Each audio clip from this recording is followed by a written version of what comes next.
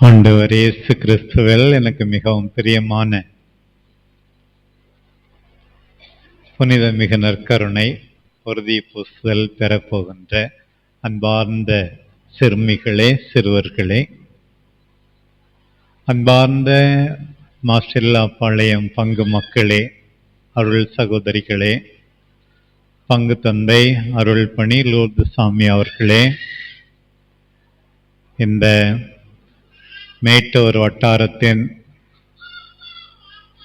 முதன்மை குரு சிங்கராயன் அவர்களே, மற்ற அருள் பணியாளர்களே, உங்கள் எல்லாரோடும் இன்றைக்கு ஒன்றிணைந்து இறைவனை புகழ்வதில், இந்த திருப்பலி ஒப்புக் கொடுப்பதில், உங்களோடு இணைந்து வேண்டுவதில் நான் மிகவும் மகிழ்ச்சி அடைகிறேன். இறைவனுக்கு ஒவ்வொரு நாளும் நாம் நன்றி கூற வேண்டும்.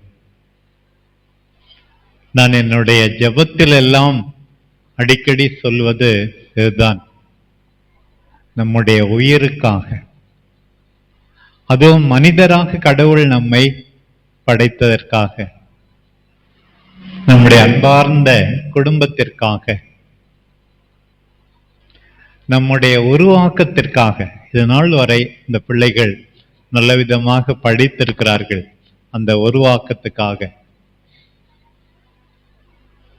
மிக முக்கியமாக நம்முடைய கத்தோலிக்க நம்பிக்கைக்காக, நம்முடைய அருள் அடையாளங்களுக்காக திருமுழுக்கு பெற்றோம்,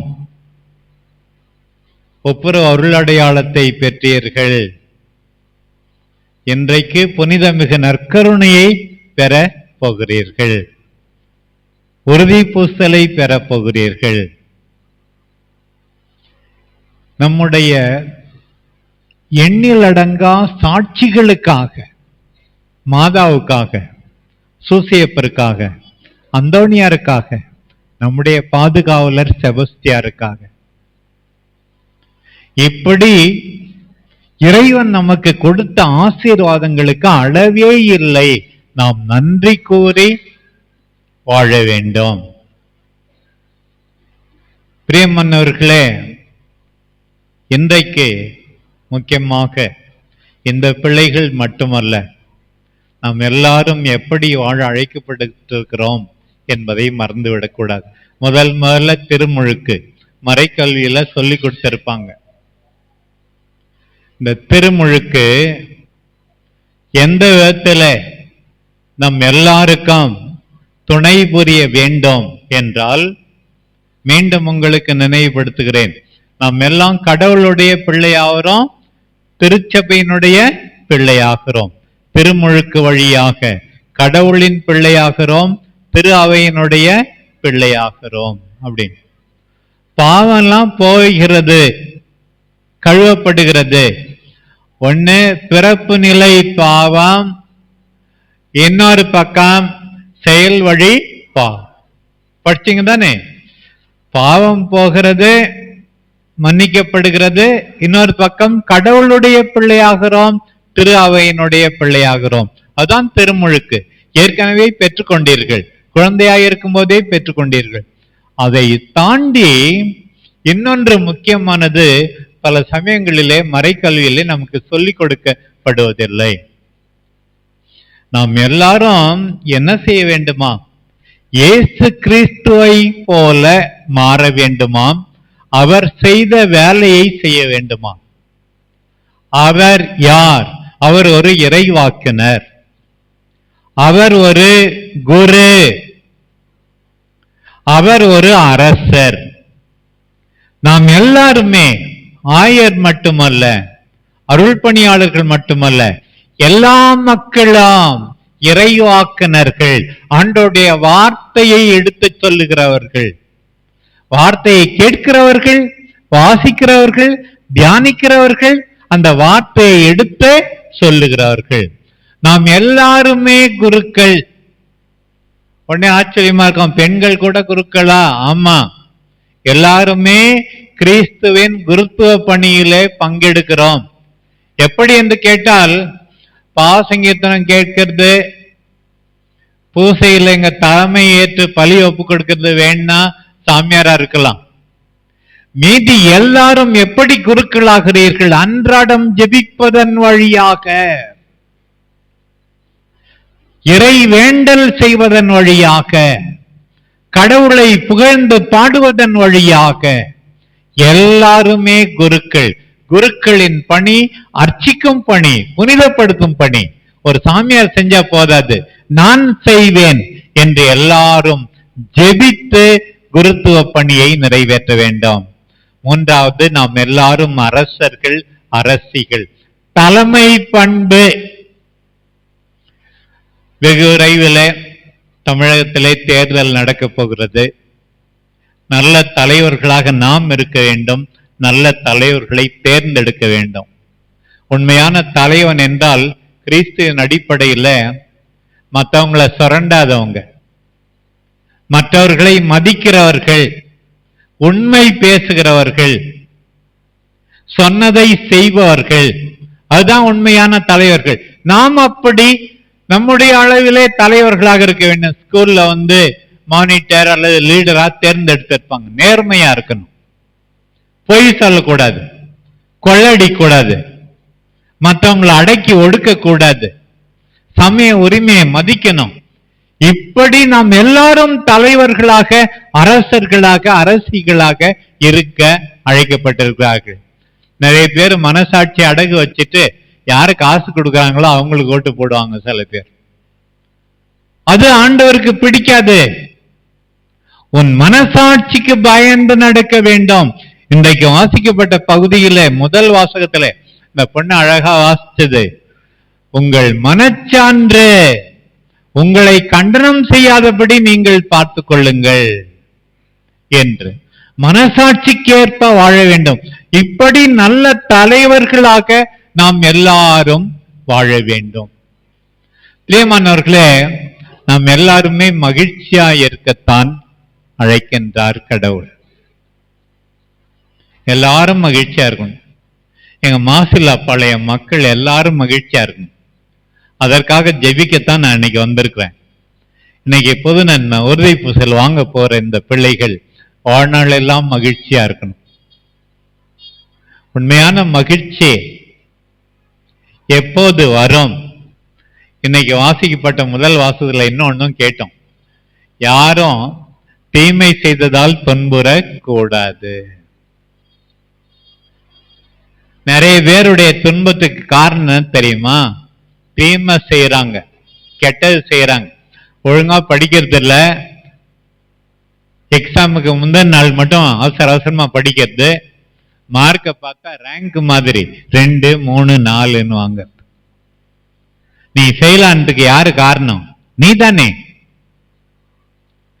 ரோட்ல ஹெல்மெட் இல்லாம வேகமா கண்ணு மண் தெரியாம போக வேண்டியது, தடால்னு மோதி கீழே விழ வேண்டியது, அடி, வேதனை. யாரு காரணம்? உன்னுடைய குற்றத்தினால் காரணம். குடிச்சு குடிச்சு குடும்பத்தையே நாசமாக்க வேண்டியது, மனைவியை கவனிக்கல, பிள்ளைங்களை ஒழுங்கா படிக்க வைக்கல, இன்னும் வேதனைக்கு மேல் வேதனை அந்த குடும்பத்துக்கு. யார் காரணம்? இந்த குடிகார கணவன் காரணம். இப்படி எல்லாம் இருந்து விடக்கூட எத்தனையோ தப்பு. சில பேர் வாயை அடக்கதே இல்லை, எப்ப பார்த்தாலும் சண்டை, சமாதானம் இல்லாததற்கு யாரு காரணம்? இந்த அதிகமா பேசுகின்ற இவர்கள் தான் காரணம். அதுக்குதான் தீமை செய்து யாருமே துன்புறக்கூடாது, நன்மை செய்யணும். அப்புறம் துன்பத்துக்கு வேற சில காரணமும் இருக்கு. சில சமயத்துல யாருக்கெல்லாம் துன்பம் இருக்கு அவங்க எல்லாம் பாவி, அவங்களுக்கு கேன்சர் வந்துடுச்சு அவங்க பாவி, அவங்க ஆக்சிடென்ட்ல மாட்டிக்கிட்டாங்க அவங்க பாவி, அவங்களுக்கு ஒரு பெரிய வியாதி வந்தது பாவ, அவங்களுக்கு நஷ்டம் வந்தது பாவி, அப்படிலாம் சொல்லக்கூடாது. இயேசுவே சொல்லியிருக்கார். லூக்கா நற்செய்தி 13ல 2 விஷயத்த சொல்றார். பிலாத்து கலிலேயர்கள் சில பேரை கொன்னுட்டான், ஆள் வச்சு கோயில்ல இருக்கும்போதே. அப்புறம் சிலோவாம்ன்ற ஒரு இடத்துல ஒரு கோபுரம் இடிஞ்சு விழுந்து அங்க எதேச்சியா உட்கார்ந்து இருந்தவங்க 18 பேர் செத்து போயிட்டாங்க. உடனே இயேசு சொன்னார், அவங்கெல்லாம் சாகாதவங்களோட அதிக பாவியெல்லாம் சொல்லாதீங்க, அது தப்பு. நானும் அங்க உட்கார்ந்து இருந்தேன்னா நானும் செத்து இருப்பனே. கடவுள் எனக்கு என்ன உயிரை கொடுத்திருக்கிறாரே, எஞ்சி இருக்கிற நாட்களிலே நான் நல்லா வாழ்வேன், இன்றையிலிருந்து மனம் திரும்பி விடுவேன். மனம் திரும்ப ஒவ்வொரு துன்பமும் அழைப்பு அப்படின்னு இயேசு சொல்றார். அதனால கஷ்டப்படுறவங்க எல்லாம் பாவின்னு சொல்ல, நல்லது செஞ்சும் துன்புறுகிறவர்கள் இருக்கிறார். இன்றைக்கு உண்மையா நம்முடைய பாதுகாவலர் செபஸ்தியாருடைய திருநாள் அன்னைக்கு கடவுள் நமக்கு சொல்றது, ஆண்டவருக்காக துன்புறுங்கள், நன்மை செய்து தியாக வாழ்க்கை வாழ்ந்து உங்கள் குடும்பத்தினருக்காக துன்புறுங்கள், மற்றவர்களுக்கு மகிழ்ச்சி அளிக்க துன்புறுங்கள். இதுதான் இன்றைக்கு கொடுக்கப்படுகிற செய்தி. செபஸ்தியார் நினைச்சிருந்தா ஜாலியா இருந்திருக்கலாம், பெரிய பணக்கார குடும்பம். இருந்தாலும் அவர் மிலிட்டரியில சேர்ந்தார். அரசனுடைய அந்த மிலிட்டரியில அவர் சேர்ந்தார். பாருங்கள், எதுக்காக சேர்ந்தார்னா, நிறைய பேர் ஜெயில இருந்தாங்க கிறிஸ்தவங்க. ஏன்னா இயேசுவை நம்புறதே பெரிய தப்பு. அந்த துன்புறுகின்ற கிறிஸ்தவர்களுக்கு உதவி செய்ய இது கொஞ்சம் கொஞ்சமா அரசனுக்கு தெரியுது. உடனேதான் தண்டனை, அம்பால் எறிந்து கொல்லுங்கள் என்று. செத்துட்டாருன்னு சொல்லி விட்டுட்டாங்க, அம்பெல்லாம் எரிஞ்சு. கடைசியில் ஐரின்னு ஒரு அம்மா செபஸ்தியாரை காப்பாத்தினாங்க. உயிர் பழைச்சன்னு சொல்லி பேசாம இருக்க வேண்டியது தானே? இல்லை, மீண்டும் அரசனிடம் நீ செய்ததெல்லாம் தப்பு, அநியாயமாக இந்த மக்களை தண்டிக்கிறார்னு சொல்லி துணிச்சலாக பேசினார். உடனே அரசன் 2ஆம் முறையாக அவரை சாகடிக்க சொல்லுகிறான். தடியால் அடிச்சே கொல்லுங்க அவனை. அப்படி இறந்தவர் தான் புனித செபஸ்தியார். நன்மை செய்து துன்புற்றார். அன்பார்ந்த பிள்ளைகளே, இன்னைக்கு புது நன்மை உறுதி பூசல், ஒரு பக்கம் புது நன்மை. இங்க அப்பம் பிடப்படுகிறது. அதுக்கு என்ன தெரியுமா அர்த்தம்? என்னையே பிட்டு என் குடும்பத்தாருக்காக கொடுப்பேன். அன்பார்ந்த மற்ற சகோதர சகோதரிகளே, பூசைக்கு வந்தா போதாது, அப்பம் பிடப்படுவது போல உங்களை நீங்கள் பிட்டு கொடுக்க வேண்டும். இதை வாங்கி உண்ணுங்கள் என்று அருள்பணியாளர் சொல்லுகிறார். நீங்க என்னுடைய நேரத்தை, உழைப்பை, பொருட்களை, திறமைகளை உங்களுக்காக கொடுக்கிறேன், எடுத்துக்கொள்ளுங்கள் என்று சொன்னால்தான் பூசையில பங்கெடுக்கிறதுக்கு அர்த்தம். பிஷப் போராட்டெல்லாம் சொல்வார், நாக்க நீட்டி கைய நீட்டி நன்மை வாங்கினா போதாது, கைய நீட்டி நன்மை செய்ய வேண்டாம். நன்மை செய்யாதவர்கள் நன்மை வாங்கக்கூடாது. வரிசையா வருவாங்க நன்மை வாங்கிறதுக்கு. போனா எச்சிக்கையாலும் காக்கா ஓட்டாத மாதிரி யாருக்கும் ஒரு பைசா கொடுக்க மாட்டாங்க, ஒரு வேளை சாப்பாடு கொடுக்க மாட்டாங்க, ஒரு காஃபி கொடுக்க மாட்டாங்க. அவங்க எல்லாம் நன்மை வாங்கி என்ன பிரயோசனம்? மற்றவங்களுக்கு சாப்பாடு போட்டு நீ ஒன்னும் ஏழை ஆயிட மாட்ட, கவலைப்படாது. நான் தமிழ் இலக்கியத்தை இந்த வாரம்லாம் கொஞ்சம் அதிகமா படிச்சுக்கிட்டு இருந்தேன். எல்லாத்துலயும் பெண்களை பற்றி ஒரு முக்கியமான நல்ல குணம் சொல்லியிருக்கு. என்ன தெரியுமா? விருந்தோம்பல். மொபைலே பார்த்துக்கிட்டு இருந்தா வரவங்களுக்கு காஃபியா கொடுப்பனே, டிவி சீரியலே பார்த்துட்டு இருக்கிறது, சமைக்கிறதே கிடையாது. ஒரு நல்ல பெண்ணுன்னா விருந்தோம்பல். பெண்கள் மட்டுமல்ல, எல்லாரும் விருந்தோம்பல். வந்த விருந்தினரை கவனிக்க வேண்டாம். அதுதான் நன்மையினுடைய அடையாளம். நற்கருணை விருந்து. வீட்டுக்கு போனா பட்டினி, பொருட்கள் எல்லாம் இருந்தாலும் ஒன்றும் தருவதில்லை. இப்படி ஒரு வாழ்க்கை முறை பாருங்கள் இருக்கக்கூடாது. நன்மை செய்யணும். இன்னைக்கு நன்மை வாங்க போறீங்க. நன்மை செய்வேன் அன்பார்ந்த குழந்தைகளே அப்படி நீங்க நினைக்கணும். இப்ப இந்த வயசுல உங்ககிட்ட காசு பணம் அதிகம் கிடையாது. என்ன நன்மை செய்வீங்க? நல்லா படிச்சா அப்பா அம்மாவுக்கு ரொம்ப சந்தோஷமா இருக்கும், அப்படிதானே? அந்த மகிழ்ச்சியை கொடுங்கள். இப்ப வீட்டுல அம்மா மட்டும் கஷ்டப்பட்டு சமைக்கிறாங்க, பெருக்கிறாங்க, வீட்டை சுத்தமா வச்சிருங்க. அதான் பெரிய நன்மை. எல்லாத்தையும் அங்க ஒண்ணு இங்க ஒண்ணு கண்டபடி வீட்டை அலங்கோலமா போட்டு இருந்தா நன்மை செய்றீங்களா? நிச்சயமா கிடையாது. தூய்மையா இருக்கணும், சுத்தமா இருக்கணும். அம்மாவுக்கு சமையல்லையோ அல்லது வீட்டை பெருக்குதலையோ கொஞ்சம் துணை புரியணும். அப்பா அம்மா சொல்ற பேச்சு கேட்கணும். இதுதான் நன்மை செய்வது. இங்க நன்மை வாங்கினா போதாது, நன்மை செய்ய வேண்டும். அடுத்தது பாருங்க, உறுதி பூசல். இன்றைக்கு இந்த சிறுமி அழகாக வாசித்தார். எப்படி தூய ஆவியினுடைய கனிகள் என்ன என்று நமக்கு வாசிக்கப்பட்டது. தூய ஆவியினுடைய கனிகள் என்னன்னு சொல்லி பாருங்க. தூய ஆவியினுடைய கனிகள் அமைதி, சண்டையே இருக்கக்கூடாது, சமாதானமா இருக்கணும், மன்னிக்கணும். நம்ம பாருங்க, மகிழ்ச்சி இருக்கணும். எப்போதும் மகிழ்ச்சியா இருங்கள் என்றார் பவுல். ஜெபியுங்க, நன்றி சொல்லுங்க, அப்ப மகிழ்ச்சியா இருப்பங்கன்னு சொன்னார். நன்னயம் இருக்கணும், பொறுமை இருக்கணும். இப்படி தூய ஆவியின் கனிகளை பெற்றுக்கொண்டு எல்லாவற்றை விட துணிச்சலாக இருக்க வேண்டும். தூய ஆவியை பெற்றுக்கொண்டவர்கள் கோழைகளாக இருக்கக்கூடாது, நல்லது செய்ய. அண்மையில நான் படிச்சேன், ஒரு சின்ன பையன், 8வது படிக்கிற பையன் தற்கொலை பண்ணிட்டான். என்னடா அதுன்னு. இப்ப தற்கொலை பண்ணும்போது நிறைய பெண்களை காப்பாத்திடுறாங்களாம், ஏன்னா சரியா பண்ண தெரியலையாம். ஆம்பளைங்கள் தான் காப்பாற்ற முடியலையாம் தற்கொலை பண்ணும்போது. அதுவும் படிச்சேன். இந்த பையன் ஏன் தற்கொலை பண்ணிக்கிட்டான்னா, பூச்சி மருந்தை குடிச்சு செத்துட்டானா. ஏன்னு கேட்டா, என்னடா எப்ப பார்த்தாலும் மொபைலே பார்த்துக்கிட்டு இருக்கிற அப்படின்னு அம்மா திட்டினாங்க. அதுக்கு கோச்சிக்கிட்டு அம்மா சொன்னது கரெக்ட், திருத்தணும் தான். தனக்கு பிடிக்காது எது நடந்தாலும் துணிச்சல் இல்லாமல் உயிரை எப்படி எடுத்துக்கொள்ளலாம்? இதெல்லாம் தவறு தானே. ஏன்னா அந்த அம்மா தான் அந்த பையனே கெடுத்தாங்க. ஏன்னா இப்ப 8வது படிக்கிறான், 8 மாசமா இருக்கும் போதே அழும்போது, இந்தா மொபைல பாரு, அதுல யாரு டுமியல் டுமியல், இதுதான்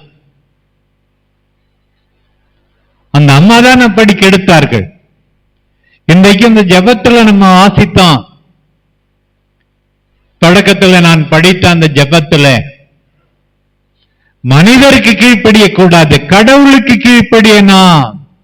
அத்தகைய துணிச்சலோடு நாம் வாழ வேண்டும். இந்த உறுதி பூசல் துணிச்சலின் அருள் அடையாளம், நல்லது செய்ய நம்மை தூண்டுகிற அடையாளம். பாவம் செய்வதை விட சாவதே மேல் என்று நமக்கு கற்பிக்கிற அவருடைய அடையாளம். அதுதான் உறுதி பூசல். இந்த உறுதி பூசல் 2வது ஞானஸ்நானம், 2வது திருமுழுக்கு. ஏற்கனவே தூய ஆவியை பெற்றுக் கொண்டீர்கள், இப்போது தூய ஆவியை நிறைவாக பெறுகிறீர்கள். நான் செய்யலானாலும் பரவாயில்ல, நான் திருப்பி படிச்சு பாஸ் ஆவேன், கஷ்டப்பட்டு படிப்பேன், நேர்மையாக நடப்பேன், கடவுளுக்கு முதலிடம் கொடுப்பேன் என்று வாழ்கின்ற வாழ்க்கை தான் இந்த உறுதி பூசல் என்பதை மறந்துவிடக் கூடாது. அன்பார்ந்த சகோதர சகோதரிகளே, இன்றைக்கு ஒரு நல்ல வாய்ப்பு. நம்முடைய பாதுகாவலர் செபஸ்தியாரின் துணிச்சலை, ஆண்டவருக்காக துன்புற்றதை மீண்டும் நினைவுக்கு கொண்டு வருவோம். நம்முடைய திருமுழுக்கை நினைவு கூர்ந்து நாம் எல்லாரும் இறைவாக்குனராக மாறுவோம், குருக்களாக மாறுவோம். நாம் எல்லாரும் நல்ல தலைவர்களாக இருப்போம், நல்ல தலைவர்களை தேர்ந்தெடுப்போம். நற்கருணை பெறுவது போல நாம் எல்லாரும் நற்கருணையாக மாறுவோம். It is not enough to receive Holy Communion, to receive the Eucharist. நன்மை வாங்கினால் போதாது, நாம் நன்மையாக மாற வேண்டும். நாம் தான் நடமாடும் நற்கருணை. நீங்கள் பெற்றுக்கொள்கின்ற உறுதி பூசலுக்கேற்ப ஆண்டவரில் உறுதிப்படுங்கள், ஆண்டவரில் துணிச்சலாயிருங்கள், நல்லது செய்யுங்கள். ஆண்டவர் உங்கள் அனைவரையும் நிறைவாக ஆசீர்வதிப்பாராக. நம் அன்பு தாய் அன்னை கன்னிமரியா, நற்கருணை மாதா, இறை வார்த்தையின் மாதா, நம் ஆண்டவரை பார்த்து இதோ என் உடல், இதோ என் ரத்தம் என்று சொல்லுகின்ற மாதா.